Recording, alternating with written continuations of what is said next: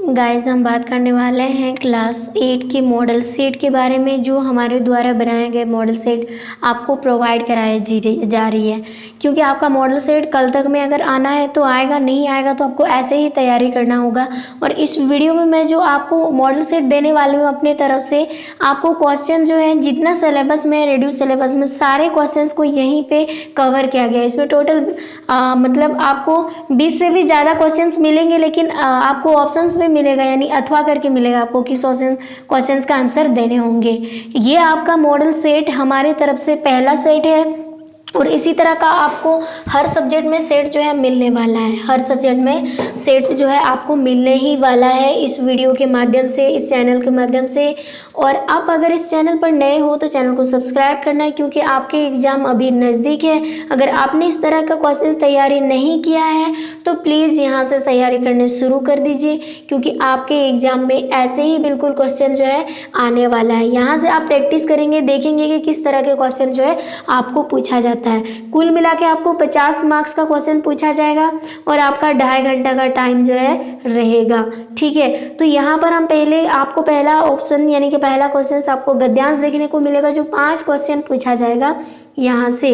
ठीक है, तो चलिए यहाँ पर हम शुरुआत करते हैं। पहला यहाँ पर पैसेज में क्या दिया है, तो यहाँ पर दिया है भारतीय समाज पूरी दुनिया में अपनी अनेकता में एकता के लिए जाना जाता है। पहली बात तो ये है कि भारतीय समाज जो है पूरी दुनिया में अनेकता में यानी अपनी अनेकता में एकता जो है एकता के लिए माना जाता है, जाना जाता है। सभी समुदाय के लोग एक दूसरे के साथ हमेशा सुख दुख में खड़े रहते हैं, बात तो सही है।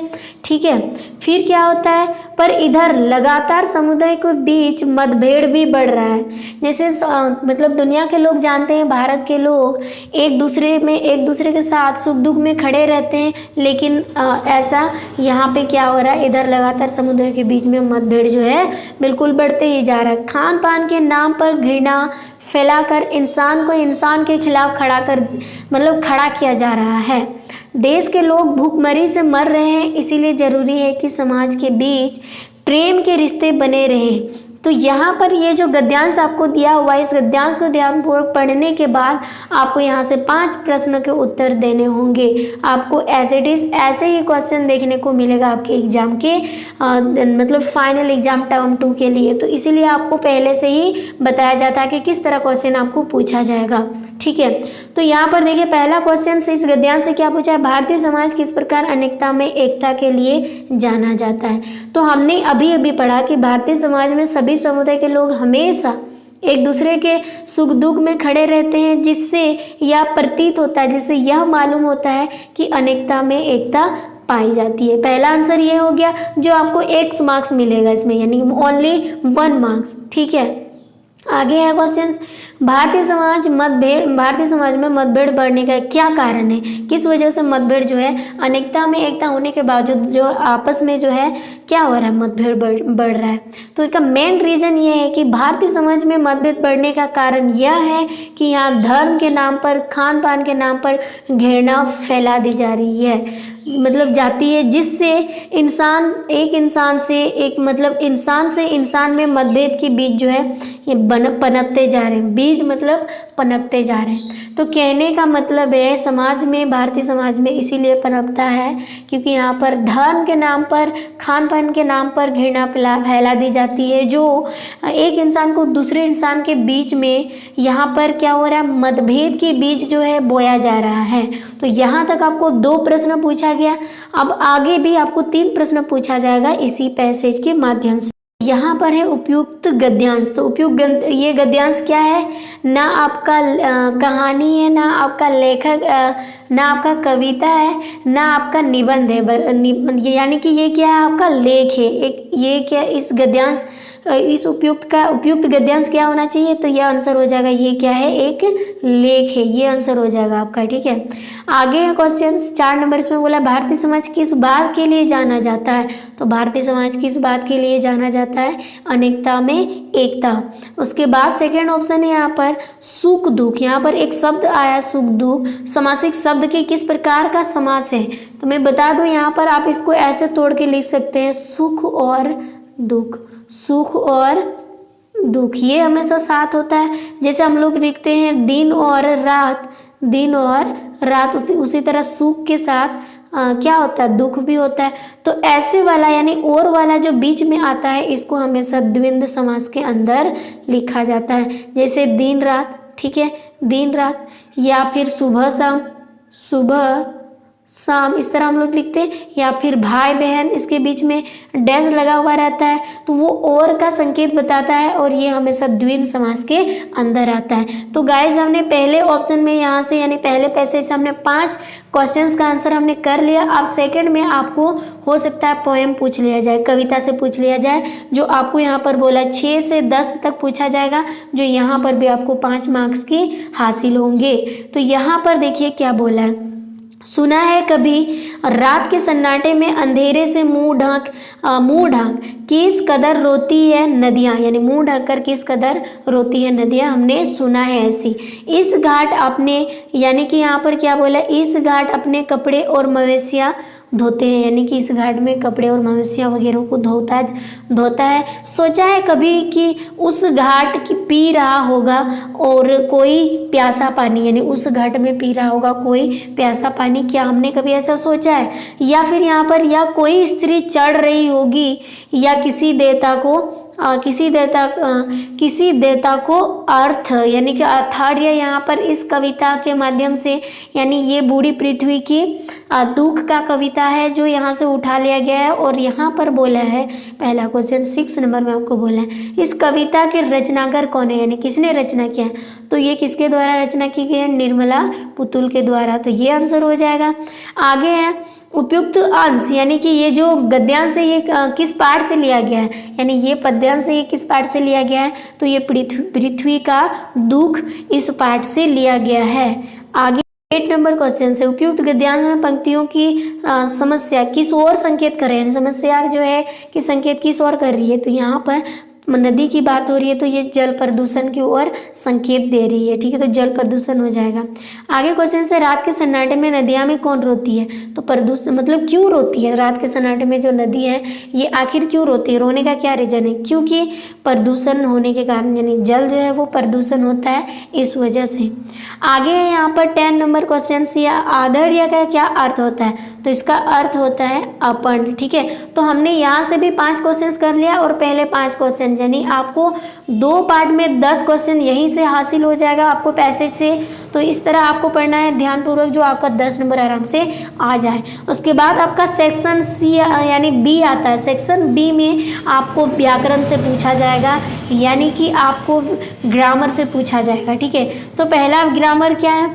ग्रामर में से पहला क्वेश्चन से, ये आपके पैसे मतलब आपके सिलेबस में है। तो यहाँ पर दिया जैसे उत्पत्ति के आधार पर शब्द कितने भेद होते हैं, यानी शब्द का भेद कितना होता है, आपको ये पूछेगा। दूसरा नंबर, देशज शब्द क्या है, उदाहरण सहित लिखें। तो यहाँ पर देखिए उत्पत्ति के आधार पर शब्द कितना है, यहाँ 2 क्वेश्चन है। 2 क्वेश्चन के लिए आपको 1-1 मार्क्स दिए जाएंगे, जो आपका यानी 1 क्वेश्चन के लिए 2 मार्क्स, यानी 1 क्वेश्चन के लिए 2 मार्क्स और 1 क्वेश्चन के लिए 2 मार्क्स, कुल मिला के यहाँ पे आपको 4 मार्क्स मिलने वाला है, ठीक है। तो इसको थोड़ा लंबा ही करना पड़ेगा। तो यहाँ पर आंसर हो जाएगा फर्स्ट नंबर, यानी उत्पत्ति के आधार पर शब्द कितने प्रकार के होते हैं? 4 प्रकार के होते हैं। पहला है तत्सम शब्द, तद्भव, देशज और विदेशज। तो यहाँ पर देखिए तत्सम किसको बोलते हैं, यानी संस्कृत से आए सीधे शब्द को, जो संस्कृत में आया है सीधे, जो बदला हुआ बिना रूप है उसको बोलते हैं तत्सम। और जो तद्भव है संस्कृत का बदला रूप, जैसे यहाँ पर संस्कृत में हम लोग बोलते हैं अग्नि, ठीक है, अग्नि बोलते हैं, ये संस्कृत है और इसीलिए ये तत्सम शब्द है। अगर अग्नि को देखा जाए तो हम लोग इसको बदल के लिखे हैं आग, जो तद्भव शब्द है, यानी संस्कृत का बदला हुआ रूप है। उसके बाद आता है आपका देशज, जो देश के मतलब देश में पाए जाने वाले शब्द जो है देशज है। और विदेशी शब्द जैसे कि कलेक्टर वगैरह हो गया, अदालत हो गया, ये सब विदेशी शब्द है जो विदेशों में बोला जाता है, यानी विदेशों शब्द को हमने यहाँ पर क्या किया, प्रयोग में लाया है। तो उत्पत्ति के आधार पर शब्द कितने प्रकार के होते हैं? 4 प्रकार के होते हैं, तत्सम, तद्भव, देशज, विदेशज, याद रखेंगे। और यहाँ पर आपको सेकंड क्वेश्चन क्या पूछा है, यहाँ पर 2 मार्क्स के लिए देशज शब्द क्या, उदाहरण सहित लिखिए। आपको देश यानी 2 मार्क्स देना है, तो शब्द के साथ आपको इसका मीनिंग के साथ इसका यानी कि उदाहरण भी देने होंगे। तो जैसे यहाँ पर दिया देशज शब्द, देश की बोलचाल में पाए जाने वाले शब्द को ही देशज शब्द कहा जाता है, यानी देश के बोलचाल में पाए जाने वाले, जैसे कि बैग, बैग को हम लोग थैला बोलते हैं, ये हमारा देशज हो गया। गाड़ी, खिड़की, घोंसला वगैरह वगैरह, कुआं, ये सारे के सारे देशज शब्द है। इस चीज़ को आपको याद रखना है, देश में बोलचाल में पाए जाने वाले शब्द को ही देशज कहते हैं। तो यहाँ पर उदाहरण के साथ हमने किया। आगे 12 नंबर क्वेश्चन, और यहाँ पर भी आपको 4 मार्क्स मिलेंगे।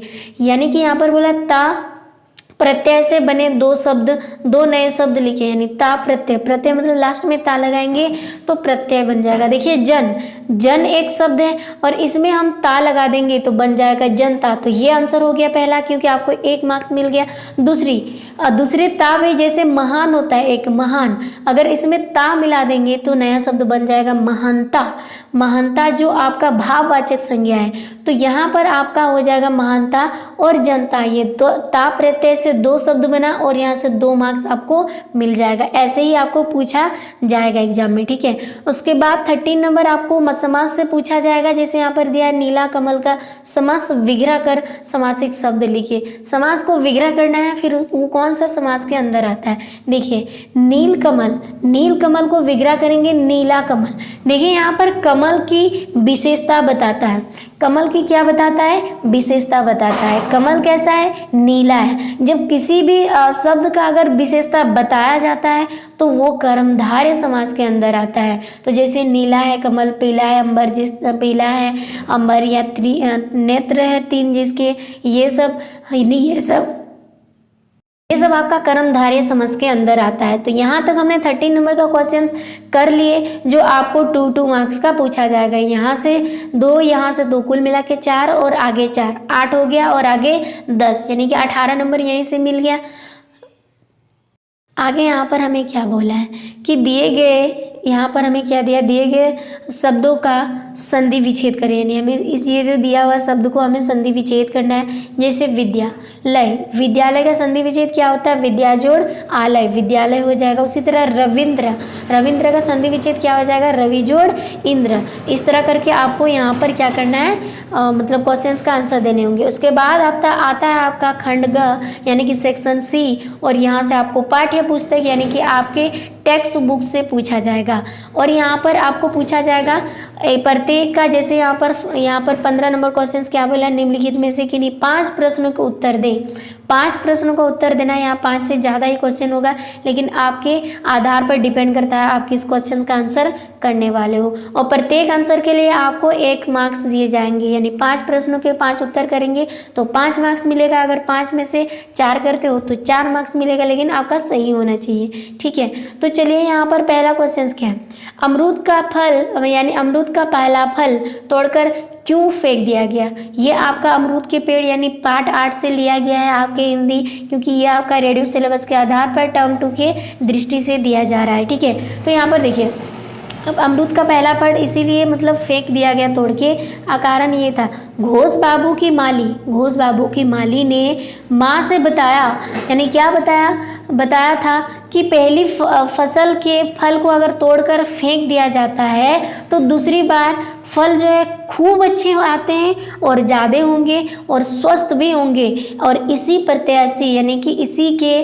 भरोसा माँ जो है पहला फल को क्या कर दिया, तोड़कर यानी फेंक दिया, तोड़कर क्या कर दिया, फेंक दिया।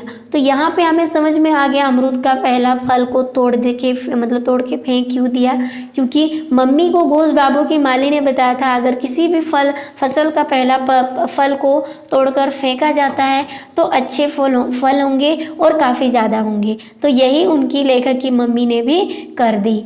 आगे यहाँ पर दूसरा नंबर यानी हमें 5 में से किन्हीं 5 प्रश्नों का आंसर देना है। तो दूसरा क्वेश्चन आपको ऐसा पूछा जा सकता है कि लेखक को हर पेड़ दुश्मन क्यों लग रहा था। ये आपका बस की यात्रा से लिया गया है। तो उसको इसीलिए लग रहा था जैसे ही सामने से कोई पेड़ बस की ओर आता है तो उसे अपना दुश्मन समझता है। क्यों? क्योंकि रीजन ये है, उसको ऐसा लगता है कि मतलब उन्हें ऐसा लगता है बस पेड़ से टकरा जाएगी और हम मारे जाएंगे। इसीलिए लेखक को हर पेड़ जो है दुश्मन के नज़रों से देख रहे थे। ठीक है, यही रीजन है। आगे यहाँ पर रखाल द्वारा लाए गए अमरूदों को देखकर लेखक भावुक क्यों हुए, यानी कि ये आपका फिर से पार्ट 8 में आ गया। यानी यहाँ पर रीजन, यहाँ पर आंसर क्या हो जाएगा, रखाल द्वारा जो लाए गए अमरूद के पेड़ को देखकर लेखक को भावुक इसीलिए होना पड़ा क्योंकि वह अपने पेड़ के अमरूद और दोस्तों के बीच लेखन यानी लेखक जो है अपने जीवन के बहुत अच्छे दिन व्यतीत किए थे। यानी अमरूद का फल को देखकर उनको अपने बीते हुए कल की याद आई। ठीक है, जो छाया मत छूना क्लास 10 का कविता में आपको ये चीज़ें समझ में आएगा। छाया मत छूना, बीते हुए बात को मत याद करना, नहीं तो दुख जो है दोगुना हो जाएगा। जस्ट यहाँ पर लेखक के साथ भी ऐसा ही हो रहा है, तो इसीलिए वह मतलब कि किंचित भावुक हो उठा, यानी पूरी तरह से भावुक हो गया। ठीक है, अमरूद के फल को देखकर जो रखाल द्वारा लाए गए थे। ठीक है ना। आगे है इसका चौथा पार्ट, लेखक को ऐसा क्यों लगा कि सारी बस ही इंजन है और वह इंजन के भीतर बैठा है। क्योंकि अगर आपने कहानी पढ़ा है तो बहुत मज़ेदार कहानी है बस की यात्रा, बहुत मज़ा है। ठीक है, अगर नहीं पढ़ा है तो पढ़ लीजिए, यहाँ से भी क्वेश्चंस आप कहानी पढ़ के भी दे सकते हैं। ठीक है, आगे असल में बस इतनी हिलती कांपती थी क्योंकि इतनी ज़्यादा मतलब कंडीशन इतनी ख़राब थी उस बस की। ठीक है, वो जैसे ही इंजन स्टार्ट करने के बाद बेहद ज़्यादा क्या होता है, कंपन करने लगता है, यानी कि हिलने लगता है। उसी प्रकार बस भी कांपती है। जैसे कोई भी इंजन जो है हम स्टार्ट करते हैं या फिर आप लोग स्टार्ट करते होंगे, बहुत ज़्यादा कांपती है।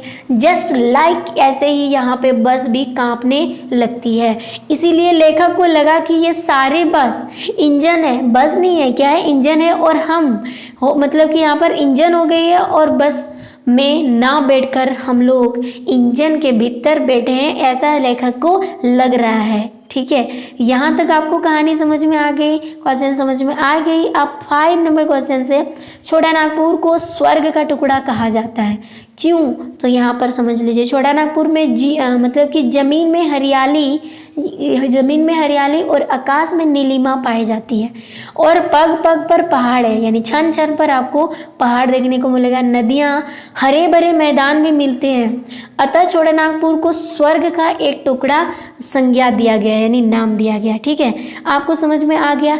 आपको एक्स्ट्रा क्वेश्चन यहाँ पे मिलेगा, हो सकता है आप 5 में से 4 क्वेश्चन जानते हैं, एक क्वेश्चन नहीं जानते हैं, तो एक्स्ट्रा में आपको दिया जाएगा। 6 क्वेश्चंस रहेंगे, 6 में से आपको 5 क्वेश्चंस का आंसर करने होंगे।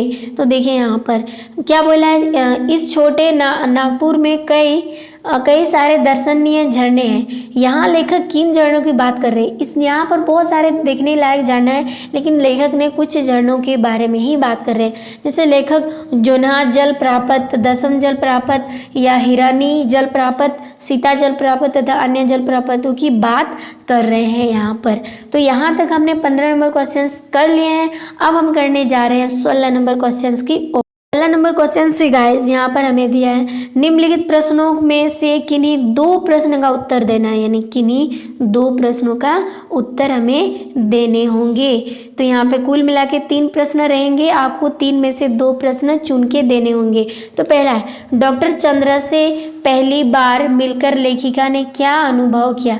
ये आपका अपराजितता का चैप्टर से लिया गया क्वेश्चन है। तो यानी जब लेखिका जो है डॉक्टर चंद्र से मिले तो उनको क्या अनुभव हुआ। ठीक है, तो डॉक्टर चंद्र से पहली बार मिलकर लेखिका को अपने जीवन की जो रिक्तता बहुत ही छोटी लगने लगी, यानी उनकी दुख जो है उनके सामने बहुत छोटा लगने लगा लेखिका को महसूस हुआ कि डॉक्टर चंद्रा को विधाता ने कठोरतम दंड दिया है। विधाता नहीं, यानी उनको भगवान ने ही कठोर दंड दिया है, लेकिन उसे यह नमस्त आनंदी मुद्रा में झेल रही है। ठीक है, विधाता को कोस कर नहीं, कहने का मतलब है लेखिका जब उसको कठिनाई का सामना करना पड़ रहा था तब वो विधाता को कोस रही थी। जब वो उनकी मुलाकात डॉक्टर चंद्र से पहली बार होती है तब उनको लगता है कि मेरी तुलना में से इनकी ज़्यादा जो क्या है दंड मिली है विधाता से, लेकिन फिर भी ये विधाता को कभी कोसते नहीं है। वो आनंद पूर्वक ढंग से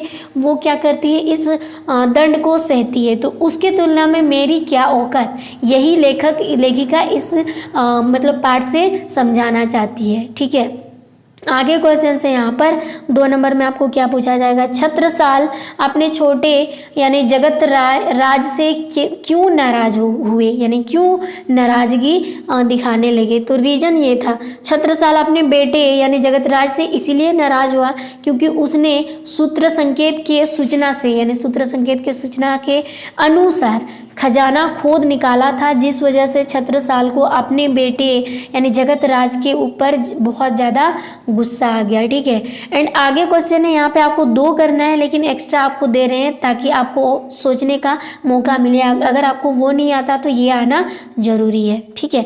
तो चलिए यहाँ पर देखिए, बिंदु सागर कैसे बना या कहाँ पर स्थित है। ये बिंदु सागर है। ठीक है। यहाँ पर छूट गया था तो मैंने यहाँ पर सागर लगा दी, बिंदु सागर है। ठीक है।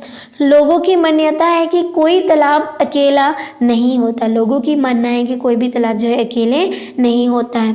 वह पूरे भरे मतलब भूरे भरे जल परिवार का ही एक सदस्य, भूरे भरे जल परिवार का एक सदस्य है, इसीलिए वो अकेला नहीं है, ये लोगों का कहना है। उसमें सबका पानी है, उसमें सबका पानी है और उसका भी सब में है, उसका भी सब में है और सबका पानी उसमें है।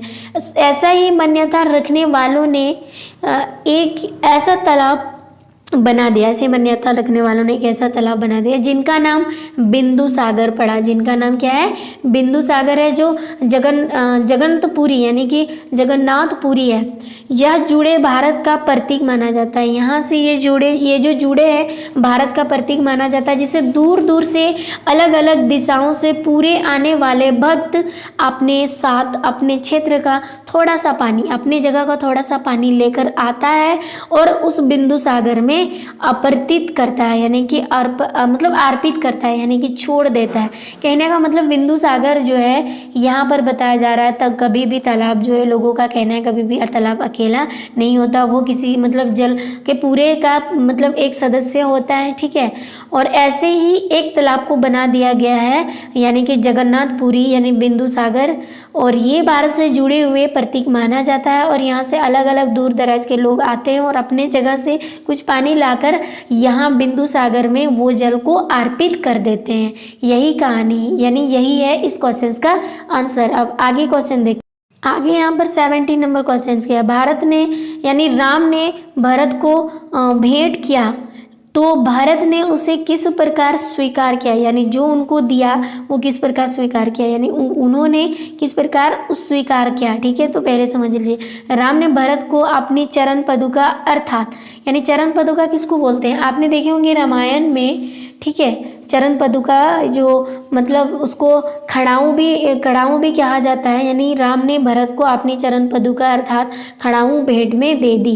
भरत ने खड़ाऊँ को प्रजा की रक्षा करने वाले 2 परहेदार प्रेमी रूपी रत्न को सहेज कर रखने वाले सीप जाप करने के लिए, यानी कि राम नाम के 2 अक्षर रघुकुल की रक्षा करने के लिए 2 किवाड़ तथा यानी सेवा रूपी धर्म की राह देखने वाले 2 नेत्र की तरह उन्होंने क्या किया, इस भेंट को स्वीकार किया। आपको समझ में आ गया होगा यहाँ पर। इसलिए अब यहाँ पर आपको 17 नंबर में आपको ऑप्शन भी मिलेंगे। अगर आपको ये आंसर नहीं लिखने तो अथवा के रूप में सेकंड ऑप्शन को चुन सकते हो।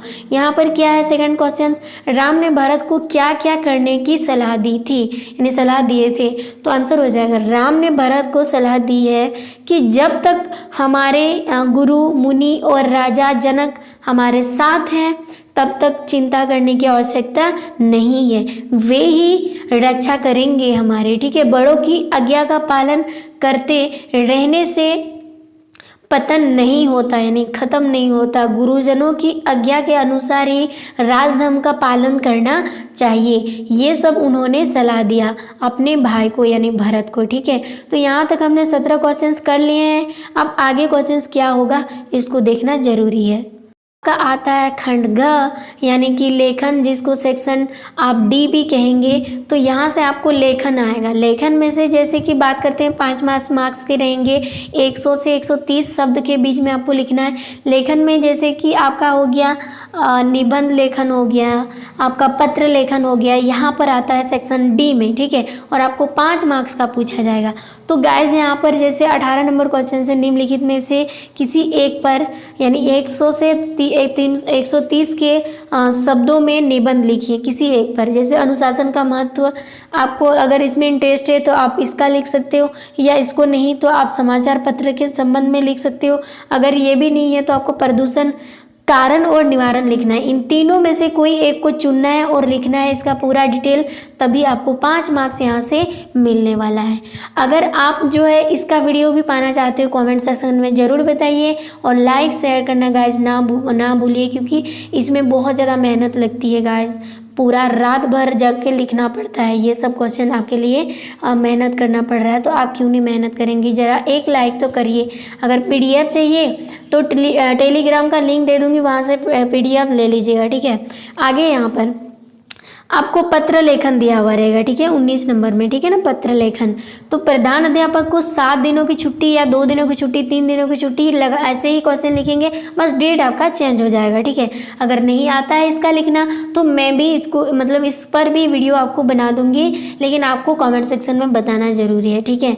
दूसरा है, अगर आपको ये नहीं लिखना है तो दूसरा आप ये लिख सकते हो, परीक्षा की सफलता की बधाई देते हुए अपने मित्र को, अपने भाई को एक पत्र लिखो।